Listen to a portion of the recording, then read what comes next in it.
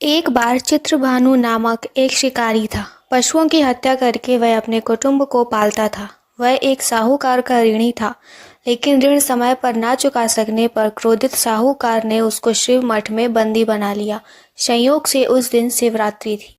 बंदी रहते हुए शिकारी मठ में शिव संबंधी धार्मिक बातें सुनता रहा। वहीं उसने शिवरात्रि व्रत की कथा भी सुनी। संध्या होने पर साहूकार ने उसे बुलाया और ऋण चुकाने के लिए पूछा, तो शिकारी अगले दिन सारा ऋण लौटा देने का वचन दिया। शिकारी जंगल में शिकार के लिए निकला, लेकिन दिन भर बंदी गृह में रहने के कारण भूख प्यास से व्याकुल था। सूर्यास्त होने पर वह एक जलाशय के समीप गया और वहां एक घाट के किनारे एक पेड़ पर थोड़ा सा जल पीने के लिए लेकर चढ़ गया, क्योंकि उसे पूरी उम्मीद थी कि कोई न कोई जानवर अपनी प्यास बुझाने के लिए यहाँ जरूर आएगा। वह पेड़ बेलपत्र का था और उसी पेड़ के नीचे शिवलिंग भी था, जो सूखे बेलपत्रों से ढके होने के कारण दिखाई नहीं दे रहा था। शिकारी को उसका पता न चला। भूख और प्यास से थका वह उसी मचान पर बैठ गया। मचान बनाते समय उसने जो टहनियां तोड़ी वे संयोग से शिवलिंग पर गिरी। इस प्रकार दिन भर भूखे प्यासे शिकारी का व्रत भी हो गया और शिवलिंग पर बेलपत्र भी चढ़ गए। एक पहर रात्रि बीत जाने पर एक गर्भड़ी मृगी तालाब पर पानी पीने पहुंची। शिकारी ने धनुष पर तीर चढ़ाकर ज्यों ही प्रत्यंचा खींची, उसके हाथ के धक्के से कुछ पत्ते एवं जल के कुछ बूंदें नीचे बने शिवलिंग पर गिरी और अनजाने में ही शिकारी की पहले प्रहर की पूजा हो गई। मृगी बोली, मैं गर्भड़ी हूँ, शीघ्र ही प्रसव करूंगी।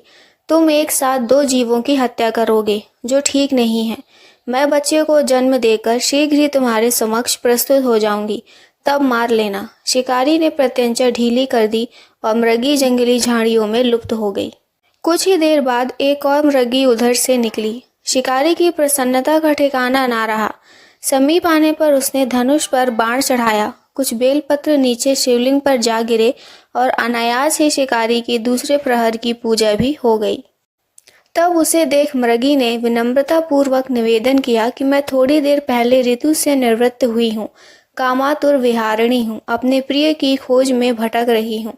मैं अपने पति से मिलकर शीघ्र ही तुम्हारे पास आ जाऊंगी। शिकारी ने उसे भी जाने दिया। 2 बार शिकार को खोकर वह चिंता में पड़ गया। रात्रि का आखिरी पहर बीत रहा था, तभी एक अन्य मृगी अपने बच्चों के साथ उधर से निकली। शिकारी धनुष पर तीर चढ़ाकर छोड़ने ही वाला था कि मृगी बोली, मैं इन बच्चों को इनके पिता के हवाले करके लौट आऊंगी, इस समय मुझे मत मारो। शिकारी हंसा और बोला, सामने आए शिकार को छोड़ दूं? मैं ऐसा मूर्ख नहीं। इससे पहले मैं 2 बार अपना शिकार खो चुका हूँ। मेरे बच्चे भूख प्यास से तड़प रहे होंगे। उत्तर में मृगी ने फिर कहा, जैसे तुम्हें अपने बच्चों की ममता सता रही है, ठीक वैसे ही मुझे भी इनकी फिक्र है। इसीलिए सिर्फ बच्चों के नाम पर मैं थोड़ी देर के लिए जीवन दान मांग रही हूँ। मेरा विश्वास करो, मैं इन्हें इनके पिता के पास छोड़कर तुरंत लौटने की प्रतिज्ञा करती हूँ। मृगी का दीन स्वर सुनकर शिकारी को उस पर दया आ गई। उसने उस मृगी को भी जाने दिया। शिकार के अभाव में बेल वृक्ष पर बैठा शिकारी बेलपत्र तोड़ तोड़ कर नीचे फेंकता जा रहा था। उसके तीसरी प्रहर की पूजा भी स्वतः ही संपन्न हो गई।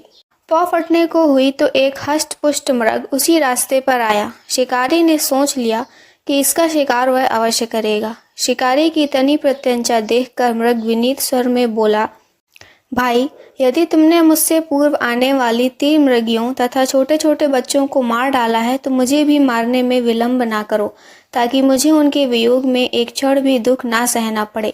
मैं उन मृगियों का पति हूँ। यदि तुमने उन्हें जीवन दान दिया है, तो मुझे भी कुछ क्षण का जीवन देने की कृपा करो। मैं उनसे मिलकर तुम्हारे समक्ष उपस्थित हो जाऊंगा। मृग की बात सुनकर शिकारी ने सारी कथा मृग को सुना दी। तब मृग ने कहा, मेरी तीनों पत्नियां जिस प्रकार प्रतिज्ञाबद्ध होकर गई हैं, वे मेरी मृत्यु से अपने धर्म का पालन नहीं कर पाएंगी। अतः जैसे तुमने उन्हें विश्वास पात्र मानकर छोड़ा है, वैसे ही मुझे भी जाने दो। मैं उन सब के साथ तुम्हारे सामने शीघ्र ही उपस्थित होता हूँ। उपवास, रात्रि जागरण तथा शिवलिंग पर बेलपत्र चढ़ने से शिकारी का हिंसक हृदय निर्मल हो गया था। उसमें भगवत शक्ति का वास हो गया था।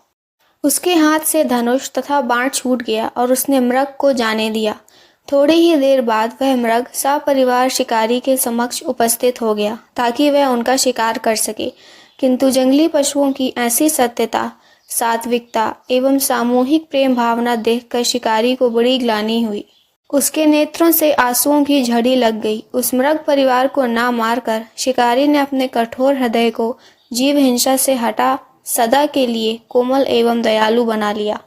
देवलोक से समस्त देव समाज भी इस घटना को देख रहे थे। उसके ऐसा करने पर भगवान शंकर ने प्रसन्न होकर तत्काल उसे अपने दिव्य स्वरूप का दर्शन करवाया तथा उसे सुख समृद्धि का वरदान देकर गुह नाम प्रदान किया।